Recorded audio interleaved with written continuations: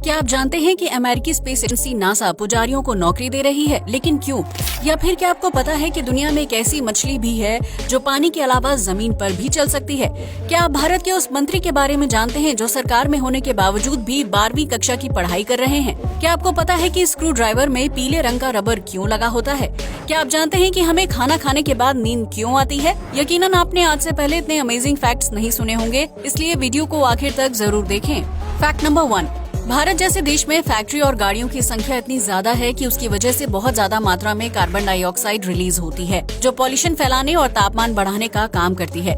लेकिन क्या आप जानते हैं कि कनाडा में ढेर सारी गाड़ियां और फैक्ट्रियां होने के बाद भी वहां कार्बन डाइऑक्साइड की मात्रा बहुत ही कम है, जिसकी वजह से वहां पॉल्यूशन और गर्मी काफी कम होती है। दरअसल कनाडा में साल 2015 में पहला मानव निर्मित कार्बन कैप्चरिंग प्लांट लगाया गया था, जो हवा में कार्बन डाइऑक्साइड गैस को खींचने का काम करते हैं। इस प्लांट में बड़े आकार के पंखे लगाए गए हैं, जो वायुमंडल से हवा को खींचकर उसमें कार्बन को अलग कर देते हैं और साफ हवा को वापस बाहर की तरफ फेंक देते हैं। इस तरह ये प्लांट रोजाना कई टन हवा में से कार्बन गैस को फिल्टर करने का काम करता है, जिसकी वजह से वहाँ के लोगों को पॉल्यूशन फ्री हवा में सांस लेने का मौका मिलता है। आपको क्या लगता है, इस तरह के पॉल्यूशन हटाने वाले प्लांट भारत में लगाए जाएं तो क्या उससे साफ हवा मिल पाएगी? फैक्ट नंबर 2, आमतौर पर आपने तोते को आसमान में उड़ते हुए देखा होगा, लेकिन क्या आपने तोते की उस प्रजाति के बारे में सुना है जो आज तक कभी भी आसमान में नहीं उड़ सकता है? दरअसल तोते की इस प्रजाति को काकापो के नाम से जाना जाता है, जो दुनिया के सबसे बड़े तोते की प्रजाति है। काकापो का शारीरिक रंग पीले और हरे रंग का होता है, जो दुनिया का सबसे मोटा और बड़ा तोता होता है।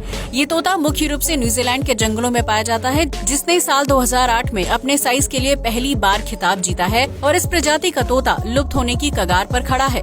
हालांकि 90 के दशक के बाद से काकापो की संख्या को बढ़ाने के लिए अभियान चलाया गया था, जिसके बाद उनकी संख्या 2013 हो गई थी। काकापो तोता अपने मोटे और भारी भरकम शरीर की वजह से आसमान में उड़ नहीं पाता है, जिसकी वजह से इस पक्षी को मॉस चिकन के नाम से जाना जाता है। ये तोता अपने आकर्षक रंग और शरीर की वजह से बहुत ही खूबसूरत लगता है, लेकिन ये हमेशा जमीन पर चलते फिरते ही दिखाई देता है।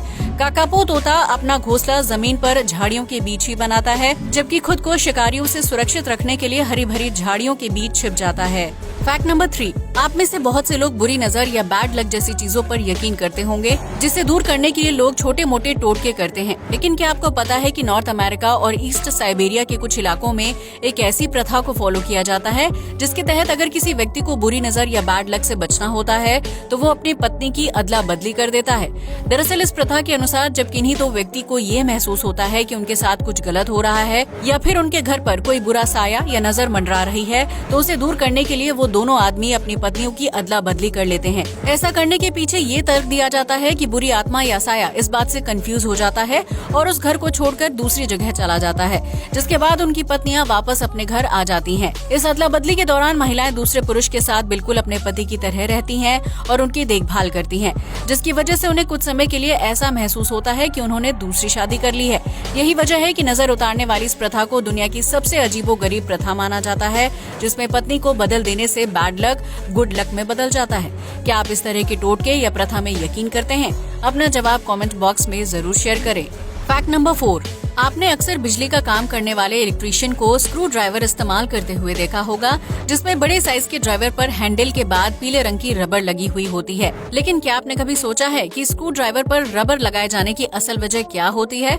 अगर नहीं तो हम आपको बता दें कि ये रबर एक सुरक्षा कवच के रूप में काम करती है। दरअसल लंबे साइज के स्क्रू ड्राइवर में हैंडल काफी पीछे होता है, जबकि उसका बाकी का हिस्सा मेटल से बना हुआ होता है, जो बिजली को कंडक्ट करने का काम करता है। ऐसे में उस हिस्से पर अगर इलेक्ट्रीशियन का हाथ गलती से लग जाए तो उसे बिजली का तेज झटका लग सकता है। इसलिए इलेक्ट्रीशियन की सुरक्षा के लिए स्क्रू ड्राइवर को पीले रंग के रबर से कवर कर दिया जाता है, जो बिजली को कंडक्ट नहीं करता है और उसको छूने पर इलेक्ट्रीशियन को बिजली का झटका महसूस नहीं होता है। वहीं छोटे साइज के स्क्रू ड्राइवर्स में इस तरह की रबर नहीं लगी होती है, क्योंकि उनका आकार इतना छोटा होता है कि इलेक्ट्रीशियन हैंडल पकड़कर ही बिजली संबंधी काम को पूरा कर सकते हैं। फैक्ट नंबर 5, आज के जमाने में हर कोई स्मार्टफोन्स का इस्तेमाल करता है, जिन्हें समय समय पर चार्ज करने की जरूरत पड़ती है। ऐसे में मार्केट में अलग अलग वॉट के चार्जर होते हैं, जिनकी मदद से फोन को जल्दी चार्ज किया जा सकता है। लेकिन क्या हो अगर आप अपनी डेटा केबल को किसी तार से कनेक्ट कर दें और उससे मोबाइल फोन को डायरेक्ट चार्ज करने लगे, तो क्या उस स्थिति में फोन जल्दी चार्ज हो जाएगा? अगर आप भी ऐसा सोच रहे हैं तो आप बिल्कुल गलत हैं, क्योंकि आज के एडवांस फोन में बैटरी को अलग तरीके से डिजाइन किया जाता है, जो एक निश्चित वॉट की बिजली को ही खपत करती है। ऐसे में अगर आप अपने मोबाइल को डायरेक्ट स्विच बोर्ड से चार्ज करते हैं तो उस स्थिति में आपके मोबाइल पर चार्जिंग का साइन तो दिखने लगेगा, लेकिन आपके फोन की बैटरी चार्ज नहीं होगी। ऐसे में बेहतर होगा कि आप अपने मोबाइल को रेगुलर चार्जर से ही चार्ज करें, जिसमें बिजली की खपत भी कम होती है और मोबाइल की बैटरी लाइफ भी बढ़ती है। फैक्ट नंबर 6, अक्सर जब कोई महिला बच्चे को जन्म देती है तो उसकी शारीरिक त्वचा का रंग गोरा, काला या सांवला होता है। लेकिन क्या आपने कभी ऐसे बच्चे को जन्म लेते हुए देखा है जिसकी त्वचा बिल्कुल प्लास्टिक बैग की तरह हो? अगर नहीं तो हम आपको बता दें कि साल 2021 में बिहार के औरंगाबाद जिले में सोहदा गांव में एक महिला ने एक बच्ची को जन्म दिया था जिसकी त्वचा सामान्य न होकर प्लास्टिक बैग की तरह थी। ऐसे में डॉक्टरों ने उस बच्ची का नाम प्लास्टिक बेबी रख दिया क्योंकि उसकी त्वचा पर प्लास्टिक की परत चढ़ी हुई थी जो बहुत चमकदार थी। दरअसल वो बच्ची कोलोडियन नाम की दुर्लभ बीमारी से ग्रस्त थी, जिसके हाथ पैर समेत पूरी बॉडी की त्वचा पर प्लास्टिक की परत थी। ऐसे में डॉक्टर्स ने प्लास्टिक बेबी को बचाने की पूरी कोशिश की, लेकिन वो उसे ज्यादा समय तक जीवित नहीं रख पाए। भारत में पिछले 7 साल में 3 प्लास्टिक बेबी जन्म ले चुके हैं, जिसमें से कोई भी बच्चा जीवित नहीं बच पाया है।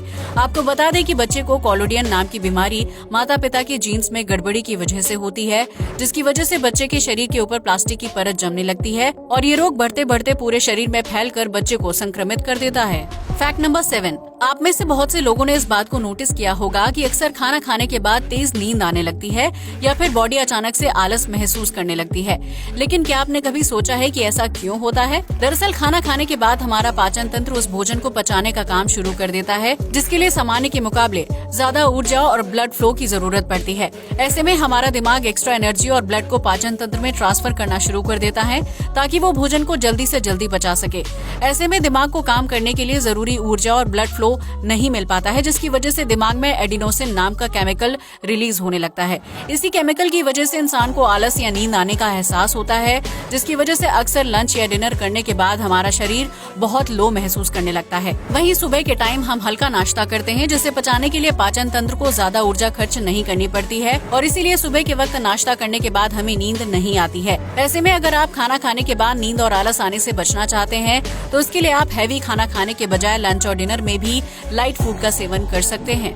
फैक्ट नंबर 8, हमारे देश में मंत्री पद पर कार्यरत ज्यादातर नेता पढ़ाई लिखाई पर ज्यादा ध्यान नहीं देते हैं क्योंकि उनका पूरा फोकस 5 साल तक सरकार में जमे रहने पर होता है। लेकिन झारखंड के शिक्षा मंत्री जगन्नाथ महतो इस बात से बिल्कुल भी ताल्लुक नहीं रखते हैं, इसलिए तो वो मंत्री पद संभालने के बावजूद भी 12वीं की परीक्षा देने की तैयारी कर रहे हैं। दरअसल जगन्नाथ महतो के घर की आर्थिक स्थिति ठीक न होने की वजह से उन्होंने सिर्फ 10वीं कक्षा तक ही पढ़ाई की थी, जिसके बाद वो कामकाज करने लगे थे। हालांकि अब जब उन्होंने झारखंड के शिक्षा मंत्री का पद संभाल लिया है तो अब वो अपनी स्कूली पढ़ाई को पूरा करना चाहते हैं। 54 वर्षीय जगन्नाथ महतो झारखंड के डुमरी विधानसभा क्षेत्र से विधायक हैं, जिन्होंने साल 2020 में भी परीक्षा देने की कोशिश की थी, लेकिन इस दौरान उन्हें कोरोना हो गया था, जिसकी वजह से वो परीक्षा में नहीं बैठ पाए थे। ऐसे में जगन्नाथ महतो ने साल 2021 में फिर से 12वीं कक्षा की परीक्षा देने के लिए फॉर्म भरा था, क्योंकि उनका कहना है कि पढ़ाई लिखाई की कोई उम्र नहीं होती है और हर व्यक्ति को अपने जीवन में जरूरी शिक्षा प्राप्त करनी चाहिए। यही वजह है कि झारखंड के शिक्षा मंत्री अक्सर गाड़ी में सफर करने के दौरान किताब खोलकर पढ़ाई शुरू कर देते हैं, जिसका वीडियो सोशल मीडिया पर खूब वायरल भी होता है। फैक्ट नंबर 9, ये तो हम सभी जानते हैं कि दुनिया भर की स्पेस एजेंसियां दूसरी दुनिया और एलियन से संपर्क करने की कोशिश करती रहती हैं, जिसमें अमेरिकी स्पेस एजेंसी नासा का नाम सबसे ऊपर है। ऐसे में नासा के वैज्ञानिक दूसरे ग्रहों पर रहने वाले एलियन से संपर्क करने के लिए कोई न कोई अभियान चलाते रहते हैं, जिसके तहत अब उन्होंने नासा में पुजारियों को नौकरी पर रखना शुरू कर दिया है। ये बात सुनने में अजीब जरूर लगती है, लेकिन नासा में पुजारियों को जॉब ऑफर की जा रही है। दरअसल नासा के वैज्ञानिकों का मानना है कि अगर भविष्य में वो दूसरे ग्रह के एलियन से संपर्क करने में सफल हो जाते हैं और इंसान और एलियंस का आमना सामना हो जाता है तो उस स्थिति को पुजारी ही सबसे बेहतर ढंग से संभाल सकते हैं। नासा के वैज्ञानिकों का मानना है कि एलियंस को देखने के बाद शायद आम जनता घबरा जाएगी और उनके बीच डर का माहौल पैदा होने लगेगा। ऐसे में पुजारी या पादरी लोगों को ईश्वर का संदेश देंगे और उन्हें डर से बाहर निकालने में मदद करेंगे। इससे नासा को एलियंस के साथ बातचीत करने में आसानी होगी, जबकि अगर वैज्ञानिक खुद एलियन से घबरा जाए तो वो पादरी की मदद से आध्यात्मिक शक्ति का अनुभव कर सकते हैं। खैर, नासा का ये प्लान कितना सफल हो पाता है ये तो आने वाला समय ही बताएगा। फैक्ट नंबर 10, आपने बचपन में कभी न कभी ये कविता जरूर पढ़ी होगी कि मछली जल की रानी है और जीवन उसका पानी है। बाहर निकालो मर जाएगी और 2 दिन रख लो तो सड़ जाएगी।